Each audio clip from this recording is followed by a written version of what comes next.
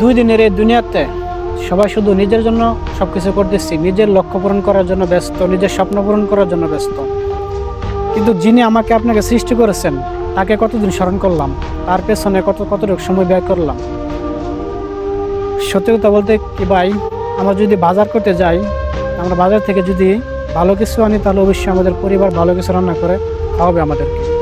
যদি খারাপ কিছু আনি তাহলে অবশ্যই সেটাই খাওয়াবে। ঠিক তেমনই দুনিয়াটা হচ্ছে আখিরাতের বাজার। আমরা যদি এই বাজার থেকে ভালো কিছু নিয়ে যেতে পারি তাহলে অবশ্যই পরকালে আমাদের জন্য ভালো কিছু থাকবে। আর যদি এই বাজার থেকে আমরা এমন কিছু না নিতে পারি তাহলে আমাদের পরকালে আমাদের সাথে খারাপ কিছু ঘটবে। সো এটা সবার মাথায় রাখতে হবে। আমাদের অবশ্যই যিনি আমাদেরকে সৃষ্টি করেছেন তার জন্য কিছু না কিছু করতে হবে।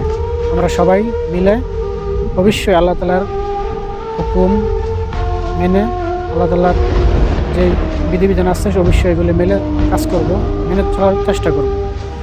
তো সবাই ভালো থাকেন, ভিডিওটা ভালো লাগলে শেয়ার করবেন।